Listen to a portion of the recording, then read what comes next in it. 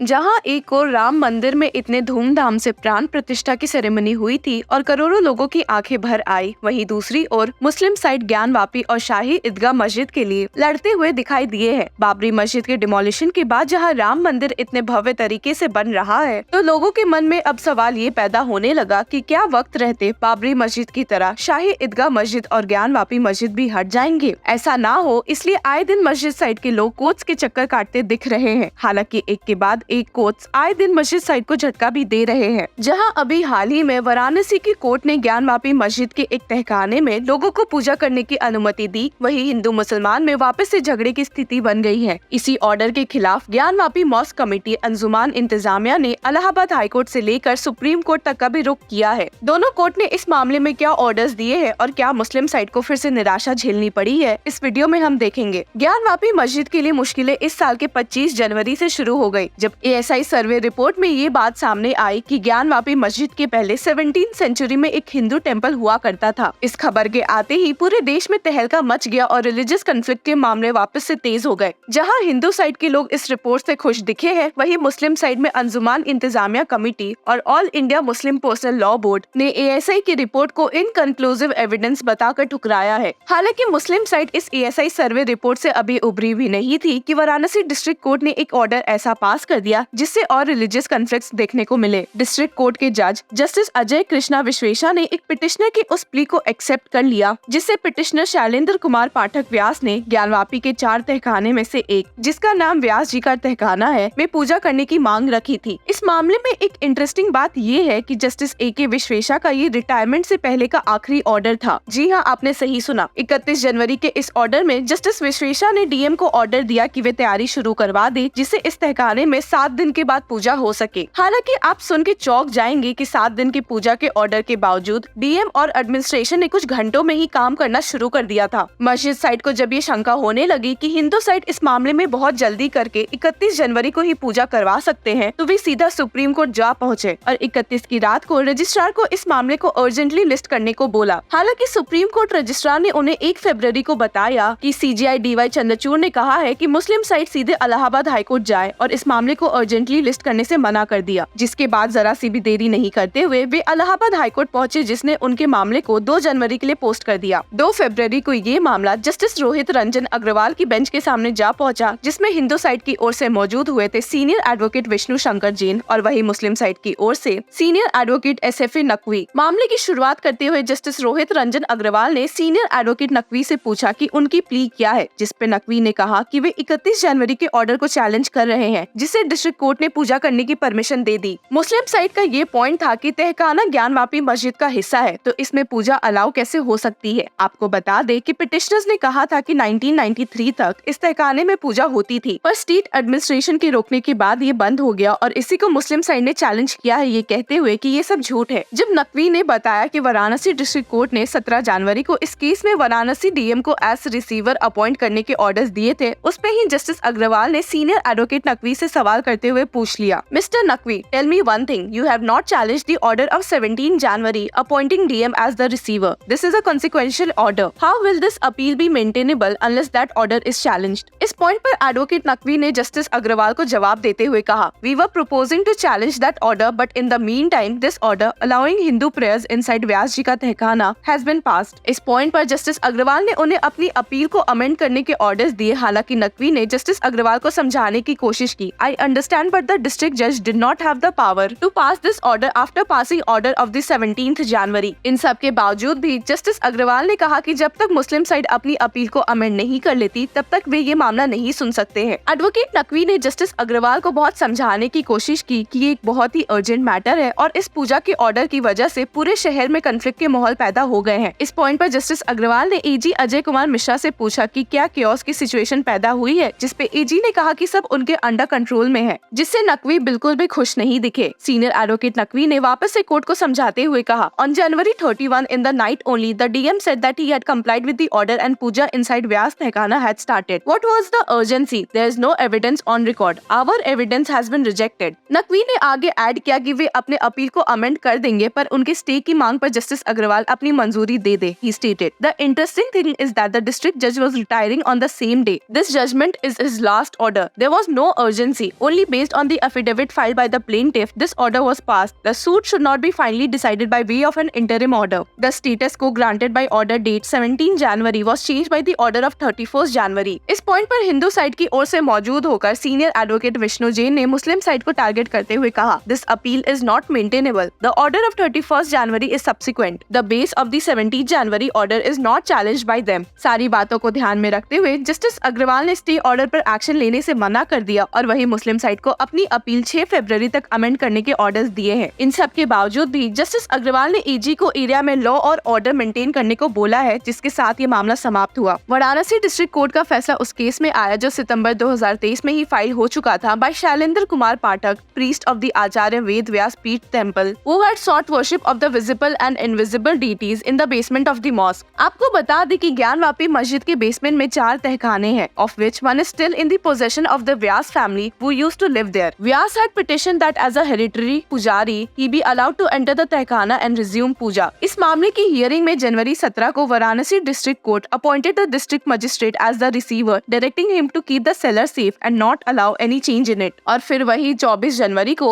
a district administration team led by additional district magistrate Prakash Chandra completed the proceedings in connection with the DM, becoming the receiver of the cellar and taking it into his custody. जिसके बाद जाकर 31 जनवरी का फैसला आया पूजा allow करने का. Justice AK विश्वेशा ने अपने ऑर्डर में कहा था, district magistrate Varanasi receiver is directed to get puja raga block performed of idols located in the southern cellar of Gyanvapi mosque suit property through a priest nominated by Kashi Vishwanath Trust Board and plaintiff. For this purpose, make proper arrangements of iron fencing etc. in 7 days. इस order के तुरंत बाद ही district magistrate MS Rajalingam कुछ और officials के साथ मिलकर gate number 4 of the Kashi corridor से मस्जिद के अंदर घुसे, जिसके कुछ देर बाद ही उन्होंने वहां का ताला खोलकर पूजा अर्चना करवाना शुरू कर दिया और इसी के खिलाफ अंजुमान इंतजामिया मस्जिद ने एक्शन लेते हुए हायर कोर्ट्स का रुख किया है. In its application the mosque committee has contended that the administration was acting in hot haste soon after the Varanasi court's order to allow the puja at night itself. The application further argues that these actions occurring in the middle of the night aim to preempt any legal challenge by the mosque managing committee. Varanasi district court का ये order आया भी एक दिन बाद है जब 4 Hindu women ने सुप्रीम कोर्ट का रुख किया है, seeking excavation and scientific survey of a sealed section of the mosque. This after an archaeological survey of India report concluded that a large Hindu temple existed before the construction of the mosque. अब देखते हैं इस मामले में और क्या progress देखने को मिलती है. लीगल अपडेट से जुड़े रहने के लिए कीप फॉलोइंग लॉ चक्रा.